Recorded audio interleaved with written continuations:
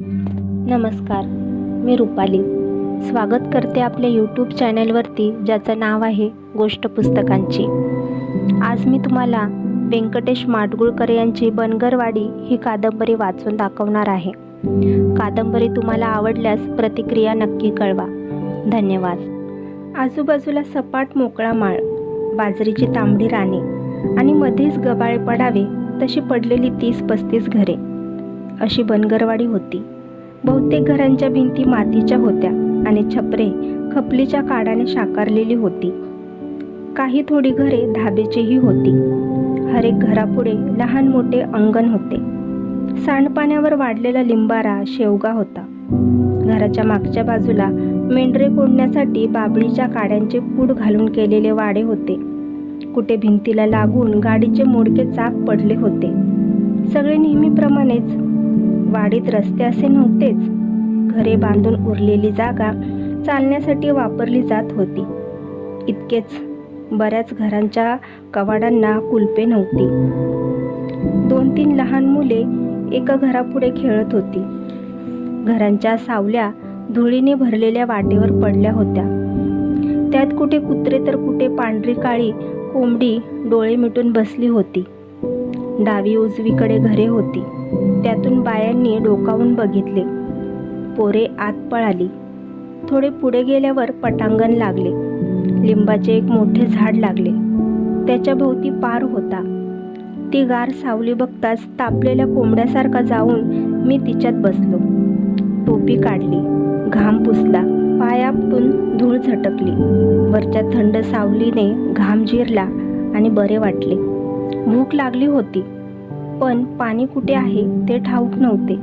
विचारावे असे कोणी आसपास दिसत नव्हते. तसेच तुकडे खावेत असा विचार मनामध्ये आला, पण भुके इतकीच तहानही लागली होती. तोंडातला ओलावा सुकून खारट चव आली होती. ती गार सावली सोडून उठावे असेही वाटेना. उंच गेलेल्या गुडघ्याभोवती हातांचा विळका घालून मी उगीच बसून राहिलो. आसपास कसलाही आवाज नव्हता. माझ्या डोक्यावर असलेल्या एका फांदीवर कावळ्याचे जोडपे बसले होते. ते सुद्धा आवाज करीत नव्हते. जरा वेळाने मी आलो त्याच वाटेने कुणी माणूस येताना दिसला. बरे वाटले. मला माणूस येताच त्याला हाक मारावी, आपण का आलो ते सांगावे, पाणी विचारून घ्यावे, भाकरी खावी असे मनाशी म्हणतो आहे तोपर्यंत तो गडी गावात शिरला. समोर येऊन उभाही राहिला. त्याच्या डोक्याला तांबड्या रंगाचा पटका होता. अंगात गोल सदरा होता. धोत्राच्या टोकाबरोबरच एक उंच भालाही त्याने हातात धरला होता. त्याचा चेहरा मोठा आणि लांबोडका होता. गालाची हाडे वर आली होती. नाक सरळ होते. मिशातले केस काळे करडे होऊन धुरकटल्यासारखे दिसत होते. मुळीच संकोच न दाखवता त्याने आपल्या तांबारलेल्या डोळ्यांनी मला पाहून घेतले आणि मिशावरून बोट फिरवून धुळीत थुंकत टाकली. ती मला तोंडावर आल्यासारखी वाटली. उगीच चुळबुळ करून मी पाय खाली सोडले आणि इकडे तिकडे बघितले. दम देताना काढावा तसा आवाज काढून त्याने मला विचारले, काय अंडीवाला हायसा कागा? त्या प्रश्नाने फटका बसल्यासारखा मी खाली बसलो. क्षणभर काय उत्तर द्यावे हे मला सुधरेना. माझ्या या लेहंग्याने मला एकदम खाली ओढले होते. सुट्ट्या आणलेल्यांच्या थैल्या घेऊन खेडोपाडी अंडी खरीदणारा मुसलमान बनून टाकले होते. मी गडबडलो, गोंधळलो. तोंडावर ओशाळवाने हसू आले. सोडलेले पाय वर घेऊन टोपी नीट केली आणि म्हटले, नाही, मी मास्तर आहे. हा खुलासा ऐकून विचारणाऱ्याला आपण काही वावगे बोललो असे वाटले नाही. डाव्या पायावरचा भार उजव्या पायावर टाकून तो म्हणाला, मास्तर? त्याचा विश्वासच बसला नाही. मळका लेहंगा आणि रेगारेगांचा धुवट शर्ट घातलेले हे गुडघ्या एवढे पोर मास्तर कसे असेल? लंगोटी लावून ज्याने शाळेत जावे आणि थुंकीने पाटी पुसावी अशा पोराला मास्तर म्हणेल कोण? जरी म्हणाले तरी त्याला मास्तर करील कोण? छे, काहीतरी सांगणे. मला आपल्या लहान वयाबद्दल, धोतरकोट न घातल्याबद्दल विषाद वाटला. भाषेत जोर आणून मी म्हटले, हो, माझी नव्यानं नेमणूक झाली आहे. आजपासून मास्तर म्हणून मी इथं रुजू झालो आहे. हातात आडवा घेतलेला भाला त्याने झेंड्यासारखा समोर टेकला आणि तुच्छतेने म्हटले, हत काय करायचा ग मास्तर? शाळा चालते कुठं इथं? पोरं हाय ती कुठं वाडीत? सरकारला काय ठावं नाही वय? रिकामा फाजीलपणा. आणि पटका नीट खोचीत तो निघूनही गेला. जाता जाता पुन्हा एक बार धुळीत थुंकला. अरुंद गल्लीतून तो जाईपर्यंत मला तिकडे बघत राहायचे धैर्य झाले नाही. मी फार ओशाळले. शाळेत फाटकी चड्डी घालून जाताना जसे मेल्याहून मेले व्हायचे तसे झाले. तेवढ्या एकाच प्रसंगाने माझे धैर्य, उमेद, उत्साह वितळून टाकला. असेच माघारी जावे आणि या नोकरीचा राजीनामा द्यावा हे आपल्याला जमणार नाही. इथे शाळा भरणार नाही, मुले येणार नाहीत. मास्तराचा, शाळेचा, शिक्षणाचा इथे काही उपयोग नाही असे मला वाटू लागले आणि उदासवाना चेहरा करून मी लिंबाच्या पारावर बसून राहिलो. मघा लागलेल्या तहानेचा, भुकेचा काही वेळ मला विसर पडला.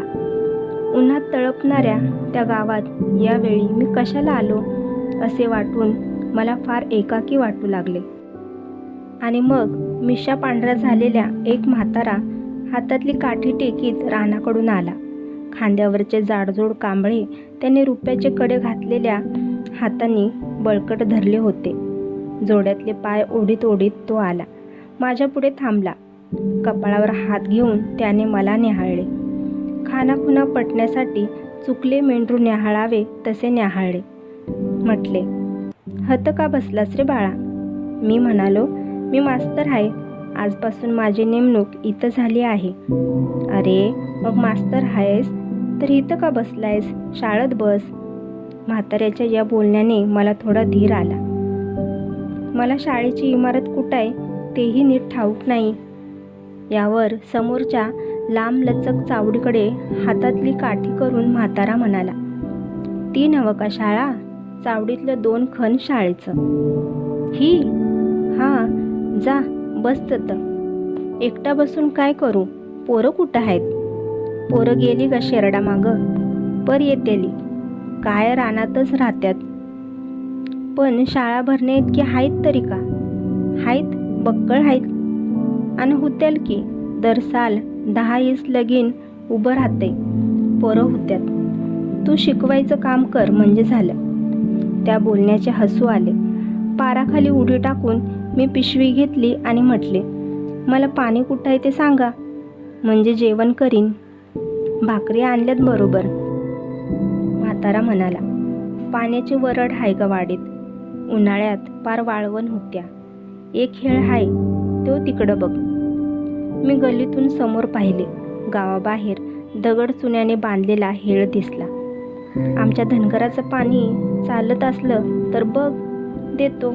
मी म्हणालो, न चालायला काय झालं, पण तांब्या मिळाला असता तर मी घेऊन आलो असतो.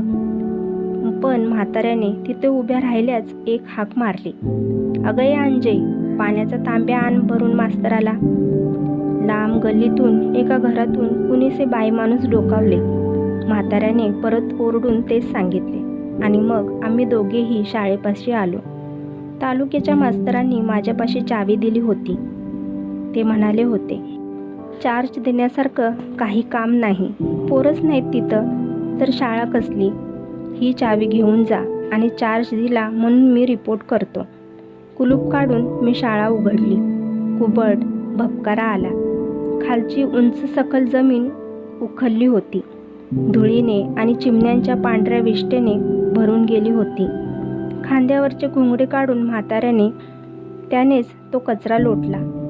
तो आम्हा दोघांच्याही अंगावर आला. त्या खाटाने मला ठसका लागला. थोडीशी जागा स्वच्छ झाल्यावर त्यावर म्हाताऱ्याने घोंगडे टाकले. अंथरले नाही, तसेच आपले टाकले आणि म्हटले, बस. आणि मग हात खाली टेकून तोही बसला.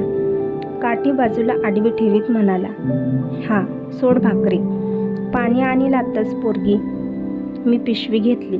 जुन्या धोत्र्याच्या फडक्यात बांधलेल्या भाकरी सोडल्या. तुम्ही खाता का बाबा? आपला सुरकुतला चेहरा हसरा करून म्हातारा म्हणाला, आम्ही आता परू राहतोय वे. 2 बार होऊन 3रा वखत आला. खा तू. मला थोडे संकोचल्यासारखे झाले, पण भूक संकोचाला जुमानणारी नव्हती. कुणीतरी एक काळीभोर पोरगी आली. बाहेरूनच तिने उंबरठ्यावर पाण्याचा तांब्या ठेवला आणि माझ्याकडे थोडे बघून ती निघून गेली. एक गुडघा उभा करून बसलेला म्हातारा कमरेची तंबाखूची पिशवी काढून तिथं बोटे घालून लागला. भुकेच्या पोटी मी भराभर घास घेत राहिलो. घेता घेता त्या म्हाताऱ्याकडे पाहू लागलो. डोक्याचे मुंडाचे सोडले, अर्धे धोतर सोडले, तर त्याच्या अंगावर काही नव्हते. ज्या मातीत तो दिवसभर मेंढरामागे हिंडत असेल त्या मातीप्रमाणे, त्या मेंढराप्रमाणे त्याचाही रंग काळाभोर होता. अंगकाठी सडसडीत होती. उघड्या पायांवर झाडे झुडपे लागून पांढरे धोट फटकासारखे उठले होते आणि म्हातारा फार पिकला होता. कबुतराच्या पिसाऱ्यासारख्या भोवळ्या, पांढऱ्या धोट भरलेल्या मिशा, बोटबोट वाढलेली पांढरी दाढी आणि छातीवरचे पांढरे कुरळे केस. वयाचा अंदाज बांधणे कठीण होते, पण म्हातारा पार थकला होता. चेहऱ्यावर सुरकुत्यांचे जाळे होते. हातापायावरच्या शिरा फुगल्या होत्या, जागजागी गाठल्या होत्या. तंबाखू गालात धरून पिशवी नीट बांधता बांधता त्याने विचारले, गाव कुठ शिक तुझं? मी म्हणालो, हा इथं जवळच, विभूतवाडी. तिथला कोण तू? मी जरूर ती माहिती सांगितली. त्याने कुणाकुणाची ओळख सांगितली. मग तू आमच्यापैकीच आहेस असे म्हणून माझ्या पाठीवर हात टाकला आणि थुंकायला यावे म्हणून तो बसल्या बसल्याच उंबऱ्यापाशी सरकला. मला पुष्कळच धीर आला. या धनगरी खेड्यात मी अगदीच एकाकी नाही. जवळ येऊन बोलणारे, आपुलकी दाखवणारे कोणीतरी आहे. अशीच 10-5 माणसे निघाली तरी मला इथे राहणे सुसह्य होईल असे वाटले. जरा वेळाने निरोप घेऊन म्हातारा रानात निघून गेला. मी एकटा उरलो. शाळेच्या तुळ्यांवरून पूर्वीच्या मास्तरांनी निरनिराळ्या म्हणी खडूने लिहिल्या होत्या. पूर्व पश्चिम दिशांना त्या त्या नावाच्या रंगीत पाट्या लटकवल्या होत्या. किलचातून जागा मिळेल त्या ठिकाणी चिमण्यांनी घरटी केली होती. त्यातून वाखाचे दोर, चिंध्या लोंबत होत्या. इथे तिथे फडफडून चिमण्या चिवचिवीत होत्या. एक टेबल, एक खुर्ची, फळा हे साहित्य होते. टेबलाला लागून लाकडी पेटी होती. ती उघडून बघितली. फळा पुसायचे फडके, रूळ, जुने रजिस्टर, हजेरी बुक, खडूची रिकामी बॉक्स, दौत, टाक आणि सटरफटर. पिशवीतून आणलेली चादर काढून खाली अंतरली आणि चिलटांचा कहर वाचवण्यासाठी डोक्यावर धोतर घेऊन पडलो. असे एकाकी पडणे काही नवीन नव्हते, पण माणूस काणूस नसलेल्या, उन्हाने तळणाऱ्या गावाने, त्या रिकाम्या शाळेने मी जास्तच एकाकी झालो. चिमण्या ओरडत होत्या. एखादी चिमणी चिवचिवली म्हणजे ऐकायला बरे वाटते, पण 10-5 चिमण्या सारख्या ओरडू लागल्या, फडफडू लागल्या तर नको नको होते. पण त्याच्यावर उपाय नव्हता. दार बंद केले तरी भिंतीवरून आत वाट होती. डोळे मिटून मी पडलो. चालण्याचे श्रम, जेवण, सावली यामुळे गुडूप झोप लागली.